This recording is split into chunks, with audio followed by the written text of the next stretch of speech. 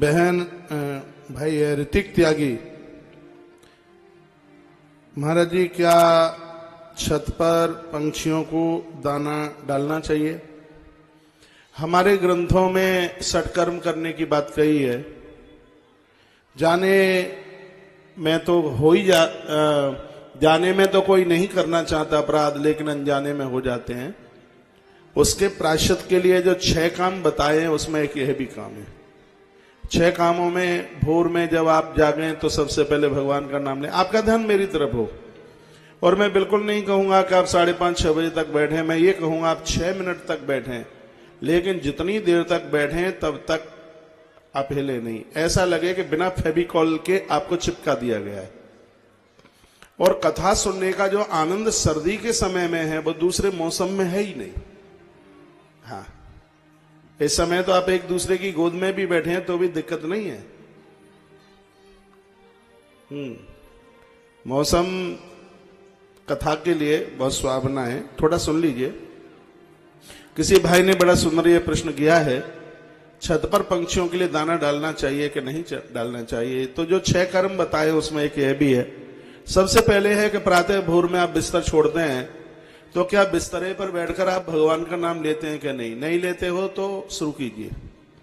6 कामों में से एक है, बासे मुंह बिना नहाए धोए भगवान का नाम लीजिए। परमात्मा का नाम सुरक्षा कवच है।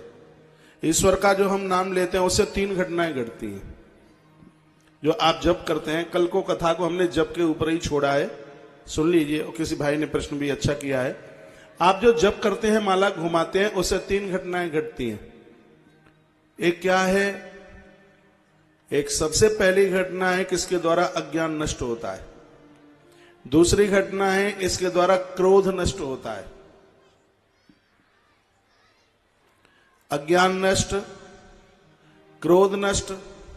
और तीसरी घटना है कि इस जप के द्वारा पाप नष्ट होते हैं। और हमारी व्यासपीठ तो बिना प्रमाण के कोई बात करती ही नहीं है। आप मेरे बहुत पुराने श्रोता हैं, लगभग 2008 या 2009 से सुन रहे होंगे, 2008 से बल्कि। तो 19 चल रहा है, 11 साल पुराने आप श्रोता हैं, कोई साधारण बात नहीं है।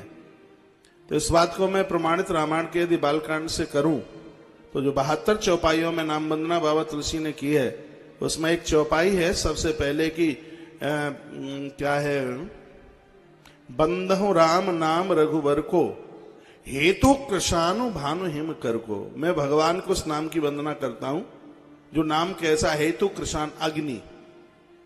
जैसे अग्नि जलाती है तो भगवान का नाम भी पापों को जलाने का काम करता है। भानु, भानु कहते हैं सूर्य को। सूर्य उदित होते हैं तो रात का पता नहीं चलता। इस जप के द्वारा जब ज्ञान उदित होता है तो अज्ञान का पता नहीं चलता।